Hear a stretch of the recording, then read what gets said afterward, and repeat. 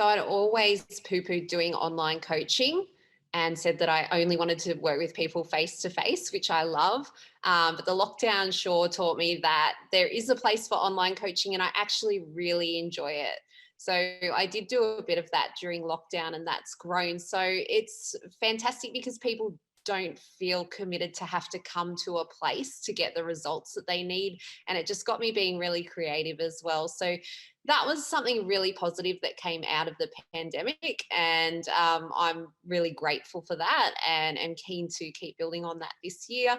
I love working with people and showing them that they don't have to attend a gym necessarily to lose body fat and get in shape and hit their goal weight. So that's sort of removed that barrier there. But of course, we still love coming in, training with each other here and in person. But if that's not for you, it's not the only way of doing things. So I was never into health and fitness, and I used to wag PE at school or have to write lines. I used to get kicked out of maths and science regularly. I think I failed maths at some point. I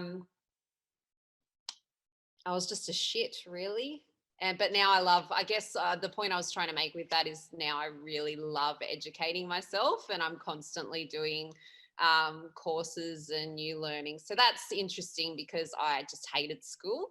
I do enjoy arguing, but not many people do in a way that I don't take offense if someone has a different point of view to me, but I think that that's not really possible on the internet these days. And I would love to be Batman. He just kicks the shit out of everyone that, that deserves it, or maybe they don't deserve it as well. But yeah, he's got that dark side to him as well, but a sense of justice. So I got into this field about 6 years ago now.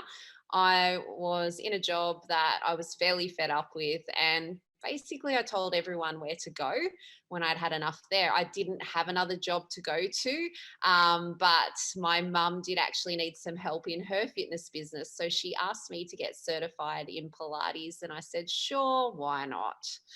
I had no clue if I'd be any good at it, but I just wanted to help my mum. And I started studying again and I started practicing Pilates pretty much daily, I think. And I learned how to teach freestyle step from my mum, which was an amazing experience and just like a skill that I don't think many people have anymore.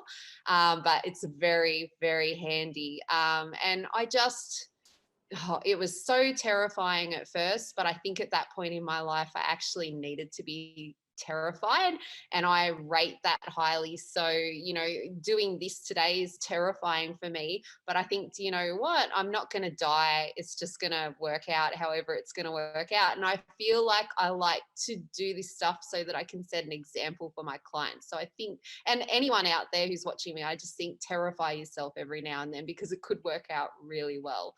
I love working with people. I love helping them problem solve this aspect of their life and other aspects as well. So it's not just about taking exercise classes for me, especially. It's about working with a wide range of people and I just enjoy it. I love teaching people, whatever it is. So that's my passion, I suppose. And that's why I actually found that I do like coaching people online because that process is very much about education and helping people. You can work pretty closely with people even though you're not face to face. So yeah, the fitness journey has grown from just agreeing to help my mum out to having my own space and just working with people as, I guess, more of a coach than a fitness instructor. And I just love it. So I find it really interesting. And that was one of my biggest issues with jobs that I'd had in the past, a bit ho-hum, boring. I would take on a lot of extra work in my jobs because I could get my real job done in like a couple of hours a day, and then you'd still have to be there for 8 hours. And I do really love that I can decide on projects that I'm going to do within my business. I don't have to worry about other people that are maybe a little bit lazy or unmotivated. I don't have to worry about working with them or that kind of thing. Although it does have its own challenges, which again, terrify yourself and see what you can do. I actually have a lot of alcohol in the back fridge here, which is my work fridge. I have more alcohol than, like, there's a little space for my lunch. And that's because everyone gave me so much for Christmas. I opened the fridge to show a client, I don't know, the brand of cottage cheese that I keep at work to have sometimes. And she's just looked at the fridge and cracked up. And she's like, there's wine in there. And I'm like, oh, yeah. So, yeah, I guess that's like challenging people's view on fitness, isn't it? And where it sits in the whole scheme of things. And yeah. So I had a call from a client wanting to join up a while ago. Oh, it's probably 3, maybe 4 years ago. She contacted me and we're having a discussion about her problems around needing to lose some weight and get fit and trying to, can I help her?